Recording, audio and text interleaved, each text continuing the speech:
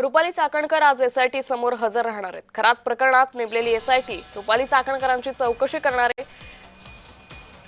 तर रुपाली चाकणकर या नाशिकमध्ये पोहोचल्या आहेत। चाकणकरांसोबत महिला वकीलही या चौकशीवेळी उपस्थित राहणार असल्याची माहिती आहे।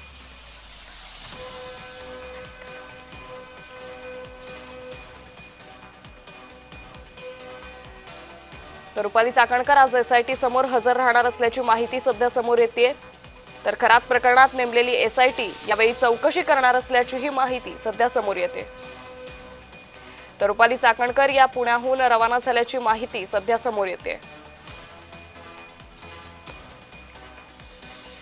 तर या संदर्भात अधिक माहिती घेऊयात आमचे प्रतिनिधी जयेश सावंत यांच्याकडून। जयेश, रुपाली चाकणकर या पुण्याहून रवाना झाल्यात, आज त्यांची एसआयटीच्या माध्यमातून चौकशी होणार आहे, काय अधिक अपडेट? नक्कीच आपण बघितलं तर अशोक खरात प्रकरणामध्ये जे आहेत अनेक आरोप जे आहेत जे महिला आयोगाच्या माजी अध्यक्षा रुपाली चाकणकर यांच्यावर केले गेले आणि त्यानंतर जे आहेत कुठंतरी या संपूर्ण प्रकरणामध्ये त्यांच्या जे नाव आलं त्याच्यानंतर त्यांचा राजीनामा या ठिकाणी घेतला गेला आणि या ठिकाणी रुपाली चाकणकर यांची एसआयटी चौकशी व्हावी अशी मागणी जी आहे अनेक वेळा केल्या गेली आणि त्यानंतर जे आहे एसआयटीने या ठिकाणी चौकशीसाठी रुपाली चाकणकर यांना जे आहे त्या ठिकाणी त्यांना नोटीस बजावली आणि त्या नोटिशीला आज जे आहे ते समोर जात असताना रुपाली चाकणकर आज आपल्या ज्या महिला वकील आहेत त्यांच्या वकील आहेत त्यांच्यासोबत आज नाशिकमध्ये दाखल झालेल्या आहेत। रुपाली चाकणकर यांच्या या बोंधू खरात यांच्या शिवनिका ट्रस्टवर विश्वस्त देखील होत्या।